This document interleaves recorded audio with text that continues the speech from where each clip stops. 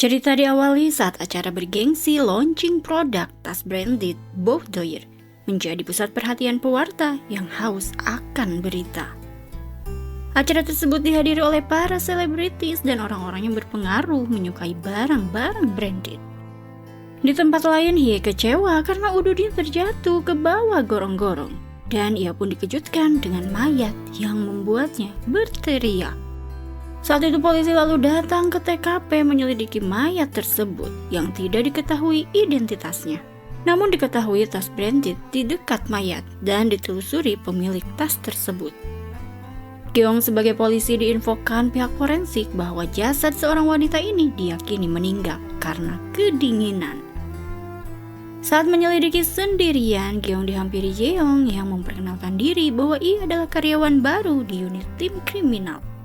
Saat itu Gyeong mendapatkan telepon dari rekannya menginformasikan pemilik tas branded ungu adalah Jin yang memberikan tas itu kepada temannya bernama Sarah. Gyeong lalu memperlihatkan jasad wanita kepada Jin.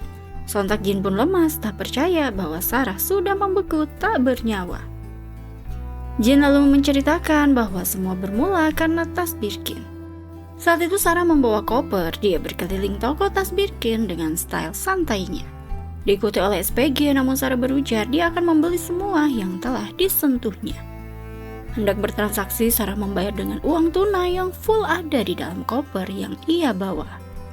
Di lain kesempatan bertemu kembali, Jin bertabrakan dengan Sarah dan membasahi tas ungu milik Jin. Saat itu Sarah meminta maaf kepada Jin dan menukarkan tasnya yang lebih bagus. Sarah lalu mengajak nongki bareng dan seiring berjalannya waktu, Sarah menjadi teman baik Jin. Sarah pun tinggal di lantai 2 rumah Jin. Bekerja di Boudoir, kepala cabang Korea, Sarah memberikan tas model terbaru dari Boudoir. Kalau itu membuat senang Jin. Dan Jin pun lalu meminta kepada Sarah agar produk miliknya yaitu NOX bisa bekerja sama dengan Boudoir. Saat itu Sarah menolak halus karena menurut Sarah, NOX dan Boudoir sangat berbeda. Jin lalu meeting dengan tim NOX. Pada akhirnya Jin pun memberikan proposal investasi NOX sebanyak 10 miliar kepada Boudoir. Dengan santun Sarah pun menyetujui dengan total investasi 15 miliar yang langsung diiyakan oleh Jin tanpa berpikir. Penjualan produk Boudoir dan NOX laku keras di pasaran. Jin pun amat senang karena jangka waktu 1 bulan dia sudah mendapatkan hasil 1,5 miliar. Namun Jin mengungkapkan bahwa ia terakhir kali melihat Sarah di event launching produk terbaru Boudoir. Dia menganggap Sarah menghilang. Gyeong lalu berterima kasih karena Jin sudah meluangkan waktu untuk bercerita kepadanya. Sendirian, Gyeong pun melihat CCTV di ruang jenazah saat Jin menangis, namun tiba-tiba berperilaku aneh terhadap jasad Sarah, yaitu dia meludahi jasad Sarah. Gyeong lalu search tentang Jin yang ternyata memiliki kasus penggelapan uang. Menemui Jeong, Gyeong mendapatkan informasi bahwa Jin menggelapkan uang perusahaan NOX yang dipakai investasi ke Boudoir, perusahaan yang dikelola oleh Sarah. Saat itu Gyeong hanya olohok. Dijelaskan Jeong karena investasi yang tak kunjung menerima pembayaran keuntungan kembali di bulan keduanya dan juga seterusnya. Pada akhirnya Jin hendak menculik Sarah, namun penculik malah menculik SPG Boudoir bernama Moon. Sementara di dalam mobil sembari menyetir, Jin memandangi tas merah. Dia mengingat bahwa ia diberitahu SPB outlet tas Birkin yang mengungkapkan tas merah milik Jin adalah palsu. Gyeong yang menghampiri rekan kerja lainnya dan diinfokan bahwa tidak ada nama Sarah yang bekerja di Boudoir. Sementara itu, Yeong mengunjungi Kwam, orang suruhan Jin di tahanan, yang mengungkapkan dibayar Jin untuk meniadakan Sarah. Namun saat akan mengeksekusi Sarah, Sarah malah menawarkan tas Boudoir yang sangat mahal. Berada di outlet Boudoir, Kwam menyuruh anak buahnya untuk mengambil semua tas yang bernilai fantastis. Sementara ia memperhatikan lukisan yang menurutnya mahakarya. Saat itu terdengar Sarah berkata tolol pada Kwam, karena Kwam tidak tahu mana barang asli atau bukan. Kwam seketika mengamuk dan seketika pula Sarah menyalakan alarm sirine, lanjut memohon agar Kwam mengampuninya. Terlihat dari CCTV yang pasti merekam tindakan kasarnya kepada Sarah. Kwam pun lekas kabur. Tapi Kwam malah digugat atas tindakan penyerangan dan perampasan kepada Sarah oleh Eun, wanita yang sama sekali ia tidak kenal. Setelah diselidiki olehnya, Eun adalah mantan staf Sarah yang telah dipecat. Di tempat berbeda menjadi joki antrean barang branded, Yeong didekati Eun sebagai ketua joki antrean, memintanya untuk ikut dengannya karena jaket Yeong terlalu tipis. Mengobrol berdua di dalam tenda, Eun pun mengasumsikan Yeong yang pemula menjadi joki, cocok untuk menjadi joki antrean SNL. Namun Yeong mengatakan ia lebih condong ke Boudoir. Kala itu Eun menginfokan bahwa Boudoir adalah merek yang hanya bisa dijangkau oleh Naratama saja. Selain itu, dipastikan Boudoir adalah palsu. Diyakinkan bahwa Eun pernah bekerja di Boudoir. Yeong menganggap keren dan memastikan pasti Eun kenal dengan Sarah. Eun pun membenarkan berawal saat ia melayani Sarah yang memilih tas dan tersadar bahwa Sarah menyadari stocking Eun bolong. Sontak Sarah pun pergi. Eun menyesalkan hal itu kala itu. Namun temannya mengabari bahwa tas-tas yang dilihat Sarah semuanya telah dibeli. Teman Eun lalu memberi Eun hadiah dari Sarah. Eun pun lalu membuka hadiah tersebut yang ternyata itu adalah stocking untuknya, dengan kartu nama Sarah yang terselip. Bertemu kembali dengan Sarah tanpa basa-basi, Sarah lalu merekrut Eun untuk bekerja di butik Boudoir. Hari berbeda, Eun pun mengabari bahwa ada tamu, ia adalah Chae-woo, presidir Mall Samwon. Sarah lalu menghampiri Chae-woo dan menyambutnya. Chae-woo memilih beberapa tas, namun saat selesai minum, Chae-woo mendadak muntah yang langsung Sarah sigap menyodorkan tas Boudoir untuk muntahan Chae-woo. Tidak enak hati, Chae-woo pun lalu memborong semua tas Boudoir. Sementara di pantry, Eun melihat obat berhenti untuk merokok yang mengalami efek samping, mual, juga muntah. Malam harinya berbelanja di Dongdaemun, Eun melihat tas-tas yang dikemas rapi hendak dikirimkan. Membuatnya bingung karena model terbaru Boudoir yang belum dirilis bisa dipasarkan. Eun pun lalu memberikan informasi tersebut kepada Sarah, namun Sarah tidak mempermasalahkan hal itu. Membuatnya bingung mengapa Sarah tidak melapor ke kantor pusat Boudoir. Kala itu Eun menaruh curiga bahwa semua tas di otak Sarah adalah palsu. Saat itu Hye lalu terbangun dan saat itu pula Eun memergoki Yeong merekam pembicaraan mereka. Sementara itu, Uy menyapa penggemarnya dengan memberikan tanda tangan. Saat akan memberikan tanda tangan, Uy melihat tulisan Sarah telah tiada. Tulisan itu diserahkan oleh Geong. Memperhatikan balasan tulisan berupa plat nomor mobil, Geong pun masuk ke dalam mobil Uy. Diinfokan Uy bahwa saat acara peluncuran Boudoir ada tamu tak diundang. Dia adalah Eun, yang menjual informasi pribadi klien Boudoir kepada orang lain dengan harga jutaan. Menurutnya atas hal itu, Sarah pun memutuskan hubungan kerja dengan Eun. Uy lalu menunjukkan video aksi Eun yang mengamuk di acara tersebut. Bertemu dengan Yeong, Yeong memperkenalkan Eun dan Hye yang mengetahui bahwa Boudoir adalah palsu. Berbincang dengan mereka, Geong pun memberitahu bahwa Hye yang menemukan jasad Sarah. Mendengarnya, Hye amat tak menyangka bahwa mayat yang ia temukan dengan wajah yang sulit dikenali adalah Sarah. Hye lalu menceritakan sebulan yang lalu dia berkunjung ke Boudoir dan mencoba semua tas berpura-pura menjadi orang kaya ditemani Eun yang masih bekerja. Namun saat itu mereka ketahuan oleh Sarah yang hanya mengamatinya. Eun pun lalu dipecat oleh Sarah karena tidak bisa menaikkan level produk Boudoir. Begitupun dengan Hye dipecat dari tempat kerjanya, disimpulkan sepertinya perbuatan Sarah mendepak Eun dan juga Hye dari industri tas branded. Geong lalu menginformasikan bahwa Sarah memakai identitas nama Eun untuk pelaporan kasus tindakan penyerangan dan perampasan. Seketika Eun tertawa karena ternyata Sarah ingin menjadi dirinya. Hye lalu memberikan file bukti kebohongan Sarah. Menurut Yeong, mengapa tidak melapor lebih awal? Eun pun menyatakan bahwa tidak mungkin karena orang-orang yang tidak mempercayai keaslian Boudoir akan melakukan segala upayanya. Esok harinya, Geong dan tim kepolisian menggeledah outlet Boudoir.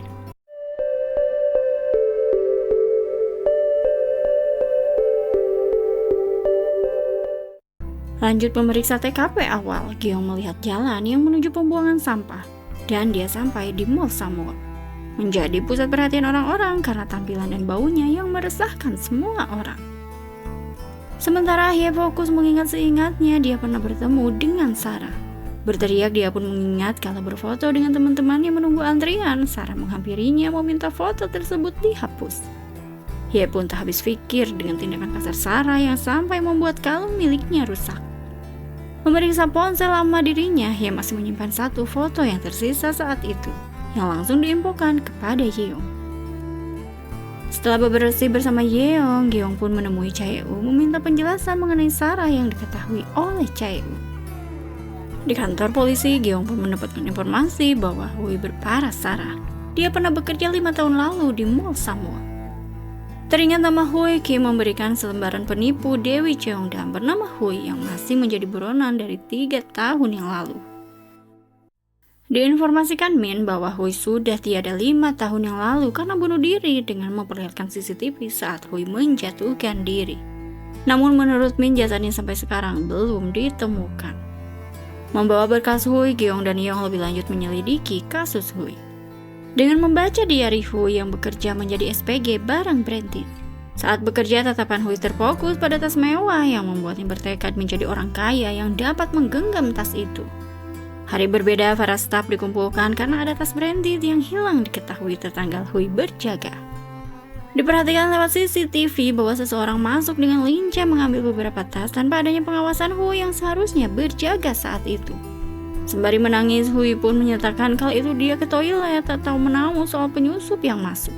Karena keteledoran Hui, oleh seniornya Hui diminta mengganti rugi sebanyak 50 juta won. Bekerja paruh waktu, Hui pun giat bekerja sembari memikirkan kehidupannya yang menurutnya salah. Pergi menemui temannya, Hui pun lalu membuat tato di kakinya, sembari berpikir ada yang salah dengan kehidupannya. Sedang bekerja, Hui diminta manajer untuk menggantikannya datang ke acara diskon besar-besaran tas branded untuk karyawan di Mall Samuel dengan dijanjikan bonus yang besar. Saat itu Hui lalu memilih barang dengan gesit dan ia mulai memasarkan tas hasil incarannya di website penjual online. Pergi ke toilet pengunjung, Hui pun membuka name tag miliknya dan memperhatikan pengunjung dan dia pun mengambil parfum mewah dari toilet. Di kediamannya, Hui mengedit foto orang lain dengan wajah miliknya. Menguploadnya ke medsos membuat orang-orang yang melihatnya ingin membeli tas branded yang dipasarkan Hui. Berkat antusias para pembeli online, Hui pun mengambil ID karyawan milik teman-temannya untuk membeli tas branded. Ia leluasa menjual online dan mendapat keuntungan yang amat banyak, sehingga dia dapat mengganti uang 50 juta won memberikannya kepada manajer. Aksi heroiknya kepada tas mewah, Hui pun berlagak seperti orang kaya. Dia leluasa membeli tas ori mewah tanpa disadarinya dengan meminjam kekurangannya kepada rentenir. Tak sanggup membayar, Hui pun dikejar rentenir sampai ke tempatnya bekerja, membuat gaduh seisi mall. Hui pun ditempatkan ke bagian stok gudang, diminta jangan bekerja, berada di depan. Mencoba bekerja kembali, Hui membuka box yang berisi tas mewah. Tak sengaja ia robek. Hui seketika kecewa akan dirinya yang tak becus bekerja. Dia lalu bertingkah sesukanya mengambil tas mewah dan pergi kabur. Hui lalu bertekad akan mengakhiri hidupnya dengan gemilang menjatuhkan diri ke waduk.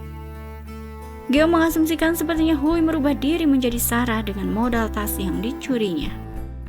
Pergi menemui atasannya, Gyeong meminta membuka kembali kasus Hui karena jasad yang belum ditemukan menurutnya ada keterkaitan dengan kasus Sarah.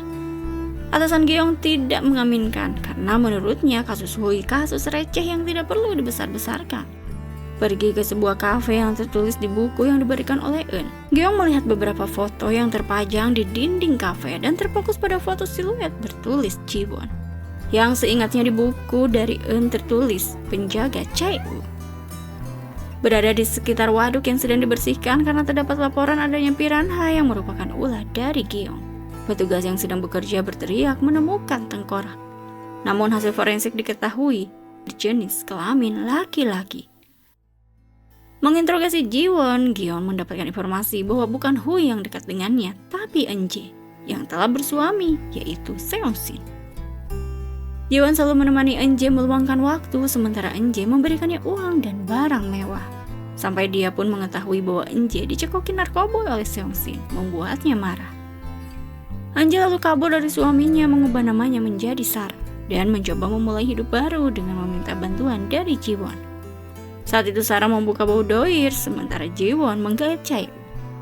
Suatu ketika Jiwon mengikuti Sarah ke pabrik tas boudoir, membuatnya kaget karena tas branded boudoir diproduksi secara ilegal. Merasa kecewa kepada Sarah karena dibohongi, Jiwon pun lalu melaporkan tentang NJ kepada Seongsin. Dan beberapa hari kemudian ditemukan mayat di gorong-gorong yang diketahuinya adalah jasad NJ. Jiwon pun menyesali atas hal tragis yang menimpa NJ. Gyeong lalu pergi menemui Seongsin. Gyeong dan Yeong diberitahu Seongsin bahwa ia menderita gagal ginjal dan membutuhkan donor. Hidupnya yang frustasi saat berada di dunia. Namun ia bertemu dengan NJ yang mempertanyakan mengapa hidup Seongsin menderita. Setelah berkeluh kesah curhat, Seongsin pun terkejut saat NJ bersedia mendonorkan ginjalnya dengan bayaran 500 juta. Karena hal itu, NJ pun masuk ke kehidupannya. Seongsin membuat identitas palsu dan menikahi NJ yang merupakan syarat dari pernikahan palsu.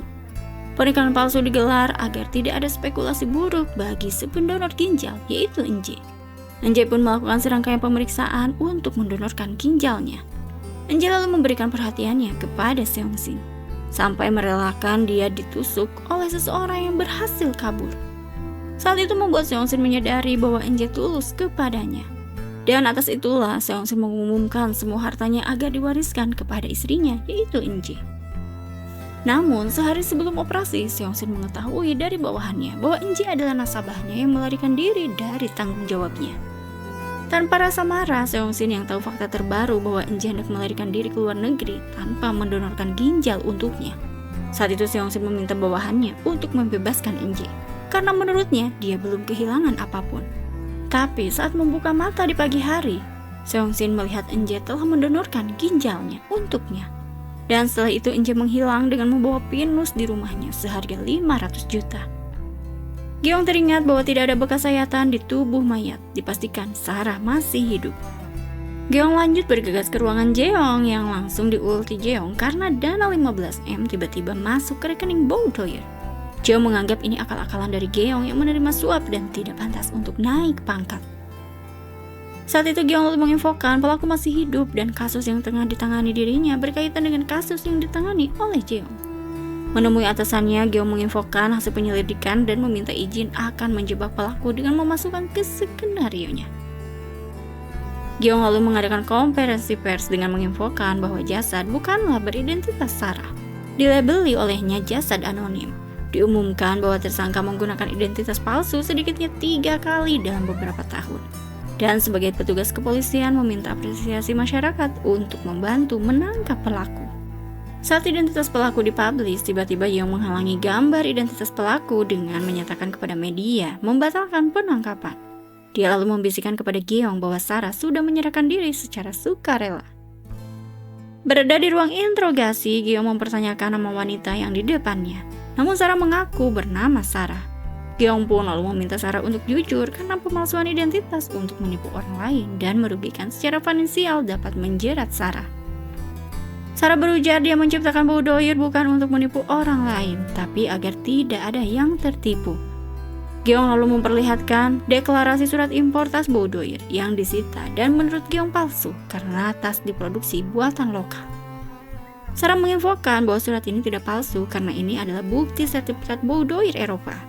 Sarah mengakui handle tas buatan lokal dan sertifikasi boudoir Inggris secara legal. Sarah pun lalu mempertanyakan apakah ada pembelinya yang melaporkan penipuan terhadapnya.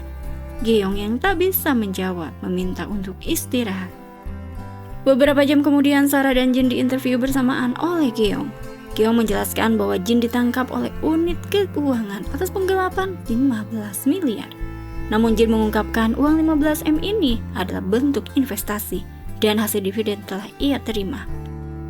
Jin yang pamit pergi menegaskan bahwa ia akan menuntut balik atas pencemaran nama baik. Jam berbeda menghampiri Sarah yang sedang berdiam diri. Gyeong pun menangkap Sarah atas kasus pembunuhan wanita di gorong-gorong. Di ruang interogasi, Gyeong memperdengarkan suara Sarah saat interview tadi yang menyatakan pendapatnya mengenai beberapa orang menikmati kemewahan, sementara ada orang mati yang kedinginan. Diasumsikan oleh Gyeong, Sarah paham situasi mayat wanita di gorong-gorong yang mengalami kedinginan sementara terjadi pesta mewah tengah berlangsung. Kala itu Sarah meminta surat penangkapannya. Bila tidak ada, maka ia harus dipulangkan. Namun saat itu Gyeong malah mengambil sampel dari Sarah dan menjebloskan Sarah ke tahanan. Didapatkan ketidakcocokan DNA antara Sarah dan jasad korban. Jam berbeda, Gyeong pun diminta atasannya untuk menyerahkan kasus ini kepada Lee, karena Lee yang akan mengambil alih kasus ini. Merenung sendirian, Gyeong pun dihampiri Yeon karena Sarah hanya bersedia bicara dengan Gyeong. Menemui Chae-woo, Gyeong meminta penjelasan mengenai CCTV yang dihapus oleh Chae-woo. Video CCTV telah hilang. Hal tersebut dilakukan karena Chae-woo hanya tidak ingin mallnya menyeret mayat. Gyeong lalu mempertanyakan apakah Chae-woo yang terakhir tertipu oleh Sarah. Chae-woo pun hanya tertawa. Dia menceritakan Sarah mengincarnya dari awal dengan membentuk kepribadian fancy dari awal, menjadi sosok yang disukai oleh Chae-woo. Sampai dirut pelaksana Hongmi dipaksa mundur oleh Chae-woo dari posisi pekerjaannya karena Sarah yang tidak menyukai Hongmi meminta peninjauan perusahaan boudoir untuk kelanjutan kerjasama dengan Mall Samwon. Datang ke pesta boudoir yang mewah, pada akhirnya Chae-woo menyadari tidak perlu adanya peninjauan perusahaan boudoir untuk kontrak kerjasama dengan Mall Samwon. Saat pesta itu, Chae-woo menceritakan dia melihat sosok yang mirip pewarakannya dengan Sarah.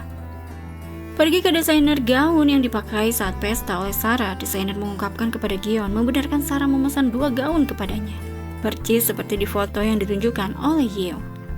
Menginterogasi Sarah kembali, Gyeong mendengar ucapan Sarah bahwa ia adalah korban dan meminta kompensasi atas perilaku memilukan yang tengah dihadapinya sekarang.